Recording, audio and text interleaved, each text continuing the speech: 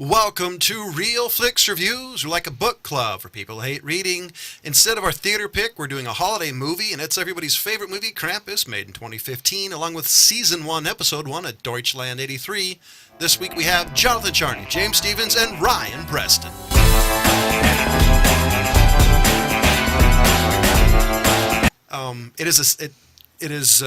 Was sad in heart that we have to tell you everybody's favorite princess died. Carrie Fisher died over the holiday weekend, along with her mother. It's separate, not together. Yeah, not in the same room, I hope. If we're the ones breaking this news, though, you've been living under a rock. Yeah, exactly. Basically, we're really sorry, especially, if you're a fan of Star Wars like we all are, and it sucks. It does. I mean, at least she got to become a Disney princess before she passed. This is true. Up there with all the other ones. I was telling a friend of mine about this. At least she got to kind of live and see how revered she really was. Yeah. And not just the character, her herself, and what she meant to her fans. Yeah.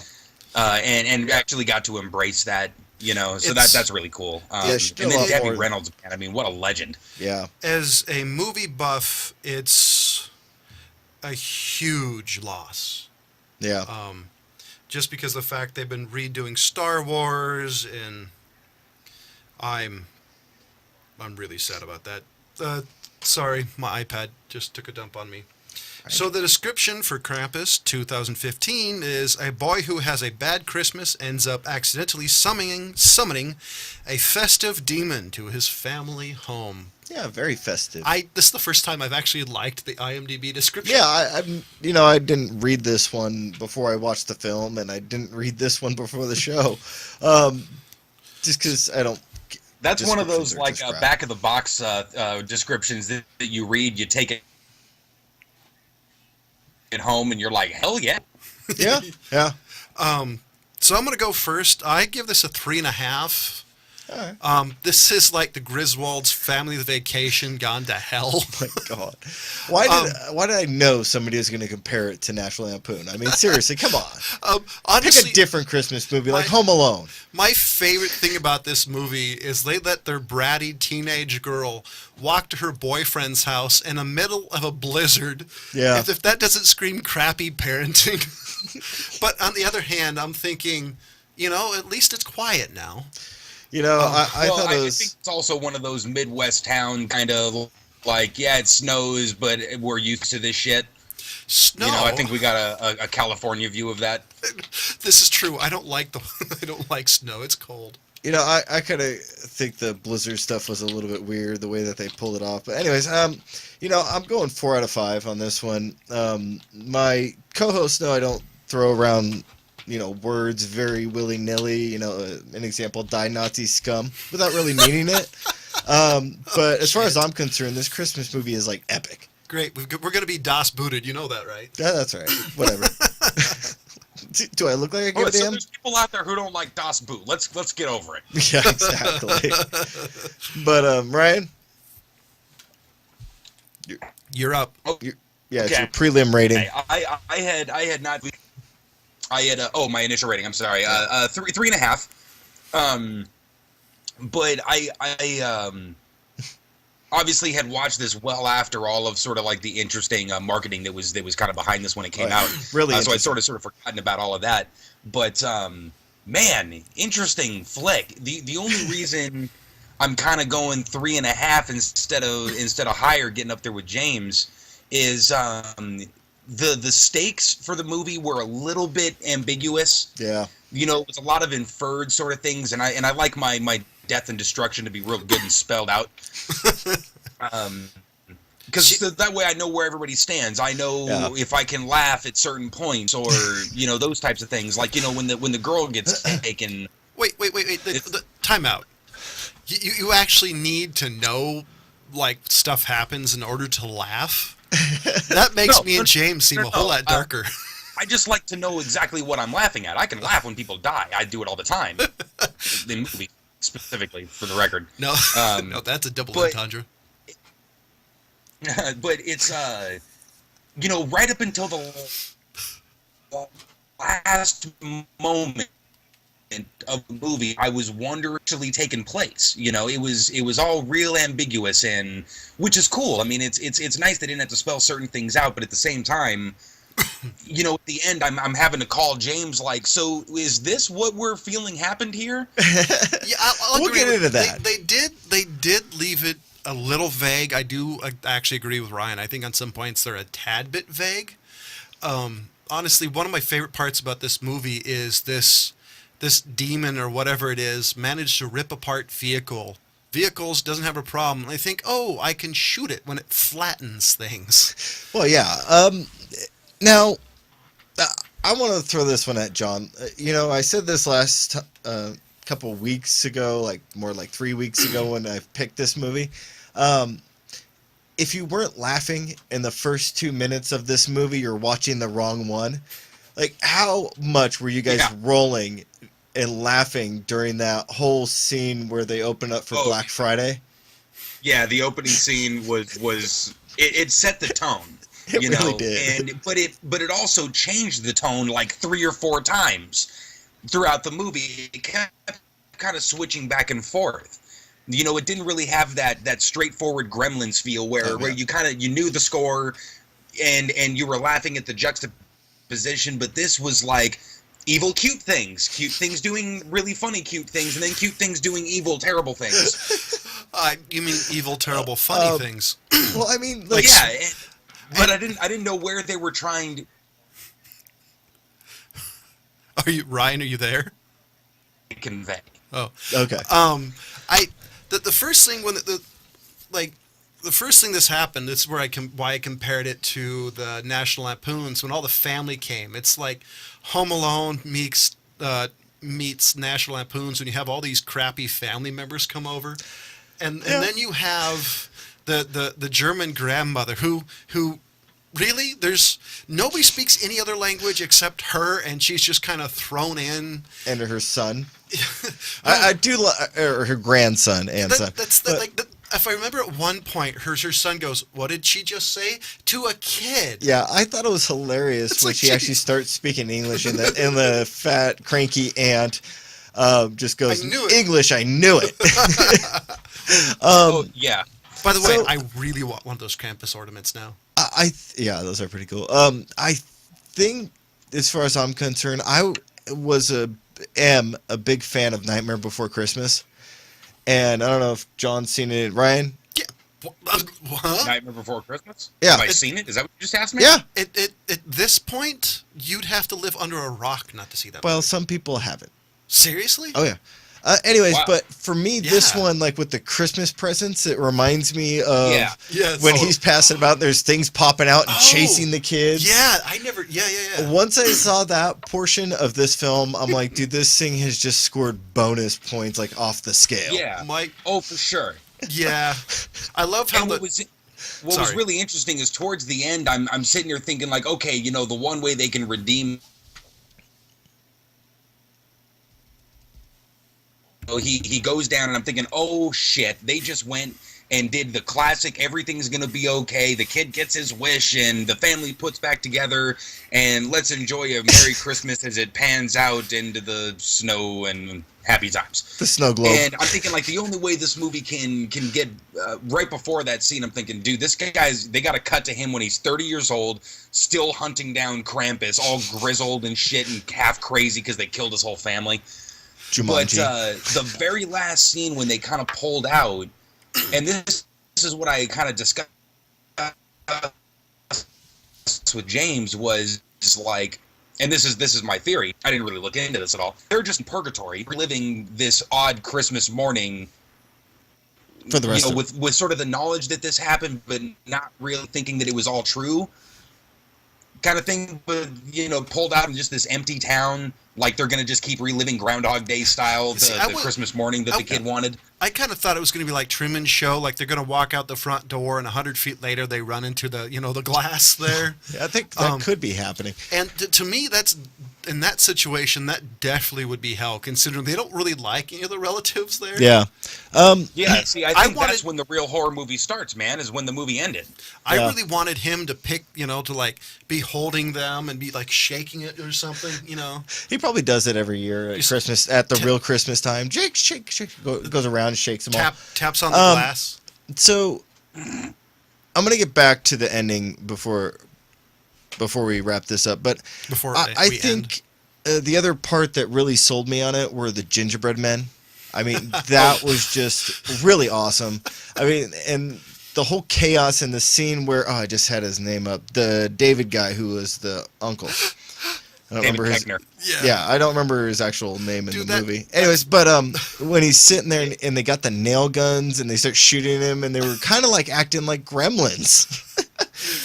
I love Yeah, the totally. I love the noise and all the Howard. laughter as the gingerbread men are going down the chimney and that fat kid goes up there and takes a bite and it just freaks out on him. Yeah. Or the there's- one and- where they walk into the house and there's a gingerbread stuck to the fridge and he's like, some evil fuck did this. He takes it down and starts eating it. And then the other part when you just saw like the foot coming out of that thing's mouth. You can tell the people who were in this movie had a hell of a lot of fun with it. Oh, yeah. Oh, yeah. This movie must have been a blast to make. So I want to bring back to the ending that Ryan gave me a call the other day about. Now, for me, when I got to the ending and he wakes up and he like falls out of bed type thing, and I'm just like, no, don't end the movie like this. Don't. And he goes downstairs. I'm like, no. And then he pulls out the Krampus ball, or the jingle ball that he has, the bell. I was like, dude, this movie just made itself perfect. And then they pan out to the snow globe, and I'm like, dude, it's even better. I mean, Yeah. that's the way that I like films to end, like Cabin in the Woods and Right. most of the Friday the 13th or Nightmare on Elm Street. They always had a nasty plot twist at the end. No, The only thing, bus driving off into the desert, you know? Yeah. the only thing I was curious about is because for his grandmother, she was free, but he's stuck in the ball. No, they were all there. No, but His originally- grandmother was in there No, too. but originally, like when she was a little girl, obviously she made it out of there. Yeah, but But was it because he he confronted him or was fighting it that they ended up being free? Being stuck in the ball? No. I think that's how the ending was actually going to go initially. The grandmother didn't really escape. Krampus let her go True. to know that he is there and to traumatize her the rest of her life. So right? so Why did that happen to the kid though? yeah, Oh, why did the ending go that way of the kid? because he was fighting her. Yeah, because why, he gave why is him- he stuck in the snow globe with You with guys his are missing family it. and Hold not on. out there preaching the word of Krampus to all the other kids who are feeling Hold on. shitty on. I'm going to explain it to you. The See. grandma's wish was that everybody goes away. I'm waiting. The boy's wish was that Christmas would be what he always wanted it to be. So Krampus gave him his wish where he had Christmas morning for an eternity, happy, and how it used to be. Oh, Okay, it was just like the wish that. that was different. Yes, the wish was different. Yeah. Okay. They seriously need to sell those Krampus balls, though. Oh, I know. I I saw would- a couple that they were selling a while back, but it was like one of those flash fire sale things, Oh. you know. And I don't do that for Because like that. I mean, I've done it before. I just thought that was hilarious. Yes, I know. We do know. Well, man, I really loved the look that the family kind of gave each other when they saw the Krampus ball. So like, oh Did shit. all that shit last night actually happen yeah. or not? Like, you know. I do love that dad, though, the uncle, and his firearms, and the kids. It's kids, heavy. Yeah, that's his wife's. Yeah, you know. I Yeah. forget It's what like a her name Smith is. and Wesson 500. It looked like. I thought so at first too, but I believe it's actually just a I think it's 357. Oh, it's like okay. Yeah. I still stick with my 3.5. It's a fun movie. It's not. I would say it's definitely closer to Cabin in the Woods than a true horror, which is kind of what I like is the Cabin in the Woods style. Honestly, it's 3.5, but everybody's got to watch it. Yeah, I mean, This really is a great holiday movie. It's Yeah. a little twisted, but hey, as far as a Christmas film goes, I mean, to me, it's epic. yeah, Because I mean, there's Christmas horror movies out there that have been made. And Rare Arc Sports. yeah, I've never really liked this one as much as I like this one more than the other ones. So I Yeah. watched this with my wife, and I was saying I'm totally gonna do this to our kids, and she's like, what do you mean? It's like, if you're not nice, the Krampus is gonna get come. you, and she's like, you are not. It's like, damn it. Yes, I am. It's like, that naughty list. There's a catch. So James. I'm gonna stick with a 4. I mean, I would love to go up to a 5, but it's not worth it. Honestly, I don't even think this movie is capable of getting a 5. I actually think the highest rating it deserves is a 4 out of 5. yeah, I mean, I just really enjoy it. This would be one that I watch over and over again. So Ryan, And that's what I was gonna say. I'm still kind of sticking with the 3.5 also, because it's definitely not without its flaws, but still fun and still one that I'm probably gonna be checking out every other year. Let me throw Krampus back on. That was a pretty entertaining flick. I gotta say, even though this movie has their flaws, everything in this movie that I consider a flaw is very forgivable. I mean, some of the weird plot holes, the reason why they chose to make it kind of vague. Yeah. There's nothing in this movie to me that is unforgivable, which for me is kind of rare because there's always something that pisses me off in a movie. Yeah, but a fun horror movie like this does not come around every year. And we're gonna And switch. such an odd. It's not a horror movie. You know what I mean? It was a really baseline kind of horror movie. It's a Christmas horror movie, is what it is. Well, I think it's the same line as you've got Cabin in the Woods. It has horror overtones to drive comedy. But it actually it was a horror movie that actually had Christmas spirit. There's been Christmas horror movies, basically a horror slasher flick that took place during Christmas, but this one actually kind of kept some spirit to it. Oh, yeah. And also had the twisted nature, the James that I always like. I was hoping that during this movie they play this the Santa Claus song. He's checking his list, naughty or nice, and it's just like, you guys are missing an obvious. They probably couldn't get the rights to it, but we're gonna switch over. Come down my chimney I tonight. just don't think they would have, gone on Front Street like that. They should have. So we're going to switch the TV show portion. We did Deutschland 83. Unfortunately, I wasn't able to watch it because my life is a little bit busy at the moment. So James is probably the lone man on campus because, Ryan never does his homework. Yeah. Snicker. As far as I'm concerned, I mean, it's an interesting concept. Now, what's it about? That's what I'm getting into. It's about the East and West Berlin being separated and living under the regime of the Russians. So is it supposed to be in 83? Yeah. Okay. Yeah. And it's crap. Is it? Yeah, I mean, honestly, it's just crap. It's really slow story. It's basically like something about the Cold War, but way not as cool. Okay, because That's about it. I mean, it's really nothing that is stand out. It's kind of like spy stuff, and it's just boring. See that? Because it looked Now, really... here's the thing about that. Sight unseen, out of all the things, all of the greatest spy stuff in history, the movies, was always in the Cold War. Oh, so yeah. they got a high bar. If you're going Cold War and spies anywhere in there, that's where all the James Bond shit was. Yeah. So you better... He's probably making a really good point right now. Oop, yep, it was a good point. Ryan, are you there? Yeah.